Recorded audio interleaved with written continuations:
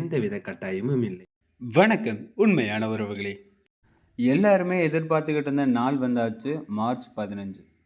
எஸ்பியோட சரியாக லாஸ்ட் யாரெல்லாம் இன்ஆக்டிவாக இருக்காங்களோ அவங்களோட ஐடி டெர்மினேட் ஆக போகிற நாள். Profile details, bank details update பண்ணாதவங்களோட ஐடி டெர்மினேட் ஆக வேண்டிய நாள். எஸ்பிஐ பிவிடி எல்டிடி official@gmail.comக்கு மெயில் பண்ணாதவங்களோட ஐடி டெர்மினேட் ஆக வேண்டிய நாள். இன்றைக்கி யாரெல்லாம் சரியாக இருக்கா, யாரெல்லாம் ராங்காக இருக்காங்கிற ஒரு ரிசல்ட் வரப்போகுது. இந்த ப்ரொஃபைல் டீட்டெயில்ஸ், பேங்க் டீட்டெயில்ஸ் லாஸ்ட்டாக அப்டேட் பண்ணது எல்லாருமே 2 லட்சம் நபர்கள். ஆனால் இன்னும் 1 லட்சம் நபர்களுக்கு மேலே இருக்காங்க. இந்த நபர்கள் எல்லாம் இன்னைக்குள்ளே பண்ணிடுவாங்கன்னு ஒரு தெளிவான ஒரு விளக்கமான ஒரு ஆடியோ கொடுத்துருந்தாங்க எஸ்பிஓ நோட்டீஸ் போர்டு அனௌன்ஸ்மெண்ட்டில். அந்த விளக்கமான ஆடியோவை உங்களுக்கு நான் எக்ஸ்பிளைன் பண்ணுறேன். அதுக்கு முன்னாடி உண்மை உறக்கச்சொல் உறவுகளாக நீங்கள் இருந்தீங்கன்னா சேனலை சப்ஸ்கிரைப் பண்ணிக்கோங்க. எஸ்பிஓ நோட்டீஸ் போர்டு அனௌன்ஸ்மெண்ட்டில் தெளிவாக ஒரு விளக்கம் கொடுத்துருக்காங்க. இப்போ நாம் ஏன் இந்த ப்ரொஃபைல் டீட்டெயில்ஸ், பேங்க் டீட்டெயில்ஸ் உடனடியாக அப்டேட் பண்ணுறோம்? இப்போ யாரோட எஸ்பிஐ ஐடியெலாம் இருக்கோ அவங்களோட எஸ்பிஐ ஐடி எல்லாத்துக்குமே ஒரு பேன் கார்டு, ஒரு பேங்க் அக்கௌண்ட் வச்சு எல்லா எஸ்பிஐ ஐடிக்கும் பயன்படுத்திக்கலாம்.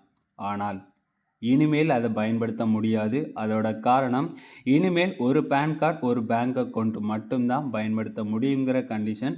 அந்த நேரம் அந்த சாஃப்ட்வேர் சேஞ்ச் பண்ண முடியாது. இப்போதைக்கு அதை எல்லாத்தையுமே மாற்றி வச்சுருக்கு. அதனால தான் நீங்கள் உடனடியாக அப்டேட் பண்ணி ஆகணுங்கிறது சொல்கிற ஒரு கட்டாயம். இனிமேல் நீங்கள் அதை பயன்படுத்த முடியாது. ஒரு பேன் கார்டுனா ஒரு பேங்க் அக்கௌண்ட் தான் ஒரு ஸ்டாஃப் ஐடிக்கு. sbipvt@gmail.com sbopvt ltd official@gmail.com இதுக்கு நீங்கள் மெயில் பண்ணலைன்னா உங்களோட ஐடி டெர்மினேட் ஆகிரும். நீங்கள் profile details, bank details update பண்ணி இருந்தாலும் நீங்கள் மெயில் பண்ணியிருக்கணும்.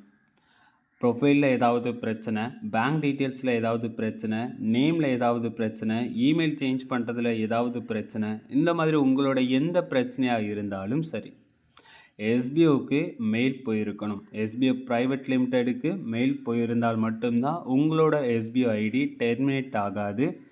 நீங்கள் இமெயில் ஐடி சேஞ்ச் பண்ண sbotv@gmail.comக்கு மெயில் பண்ணியிருப்பீங்க.